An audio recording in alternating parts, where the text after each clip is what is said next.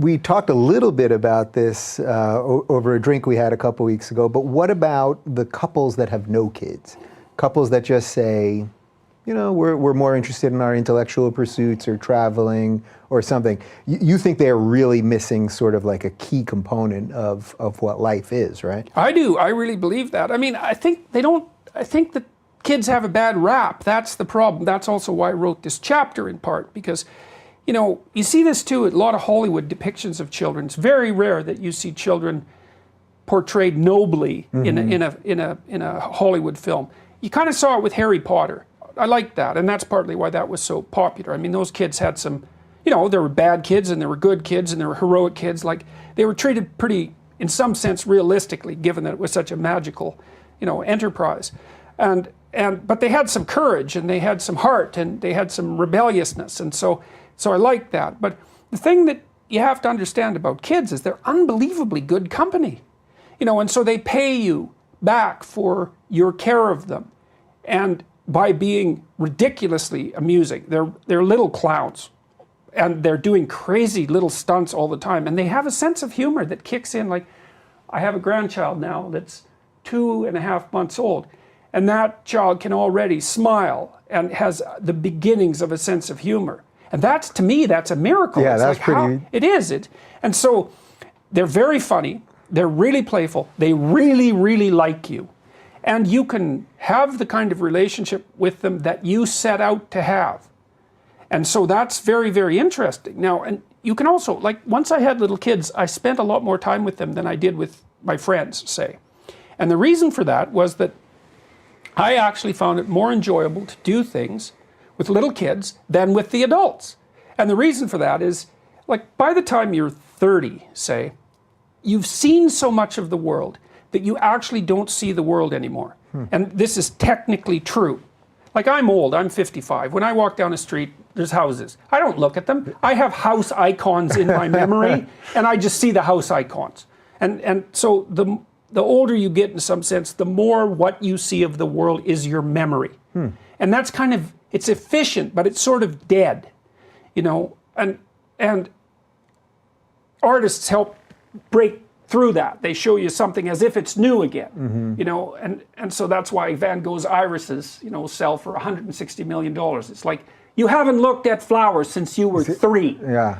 Okay, so the thing that's cool about having a little kid is, everywhere you go, because we're so good at putting ourselves in other people's bodies, the kid revitalizes the world, and the kid's like, oh, I mean, that's what a 2-year-old looks like all the time, right? They're just completely awestruck by everything. And you can see that again, and that's really interesting. Man, I know you know about my love of Star Wars, but I watched Empire Strikes Back with my 5-year-old at the time nephew, and at the moment when Darth Vader told Luke he was his father, I was staring at him, and he loved Star Wars, and I was looking at him, and the way his eyes opened, I was like, wow, like, what, that thing, like, that's what it's all about. Right. That's what it's all, like, as an adult, how could I, as a 41-year-old, have that experience again? And that's what you're talking about exactly. art. And a movie is art. Oh, yeah, absolutely. Well, I took my daughter to see The Mask with Jim Carrey when she was, like, a little bit young for that. You know?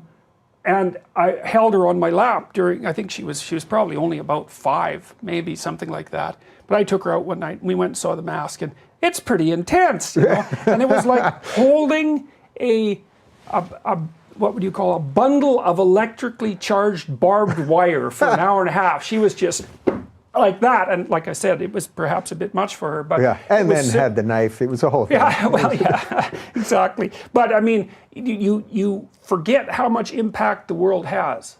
And you know, if you bring little kids around old people, you can really see this, because old people will sit around. Like when we first had my daughter, she was the first grandchild on my side, we'd take her up to this lake that I go to see my parents at, way the hell up in northern Alberta, and she was like a little fire. You know how people sit around a fire and look at it, they can't look away? It's because we're all the descendants of the first crazy chimpanzee who couldn't keep his goddamn mitts off the fire, you know? And that's what little kids are like. And the older people just watch them non-stop, and it's partly because they're participating in that renewal of the world, you know, which is like, it's like a reintroduction to the unsullied paradise of being, something like that. And but it only works if you like your kids. And so there's a disciplinary element that's really important too. And one of the things that modern parents don't understand, and I think this is because of the exceptionally permissive ethos of the 1960s, when we developed this idea that everything that society does to children is bad. And so don't damage your children, like by putting restrictions on them. It's like, that's so wrong that it's almost impossible. It's why people shy away from kids, because they don't understand that you don't have to put up with any unnecessary, unpleasant nonsense from children. It's not necessary. It's interesting. So you could almost argue that the 60s led to exactly what you're talking about. These kids who then were taught to be afraid of everything, they become a mess. They're the parents of now, and that's probably in part why they're having less children, or at least talking about family and children in a different way. Well, and there's also less trust in the structure of the family because the divorce rate has proliferated, and it's hard. Like, there's a woman in our department, in the psychology department, who's Ellison. What's Ellison's last name? She's going to hate me if she ever watches this. If you can't think of it, we'll post it. We'll post it because you're going to get it the second we get on. I hope that's right. It's probably not. Anyways, she showed that if you interfere with the maternal relationship between rats and their pups, because rat children are called pups, that you can see the detrimental effects of that disruption 3 generations later. Wow. Right, yeah. So, you disrupt those early bonds, you disrupt the familial structure, that echoes. It's like an oral tradition in some sense, because being a good mother is not just something that you're taught. It's something that you kind of have in your bones if you were mothered properly. Like, my father was an excellent father, especially when I was a little kid. He really spent a lot of time with me. And I used to love it when he came home. And like, I have a natural affinity for little kids. And I do believe it's in large part, that's why. It's because I just know how to react with them. And I do believe it's because of the way that I was treated when I was a little kid.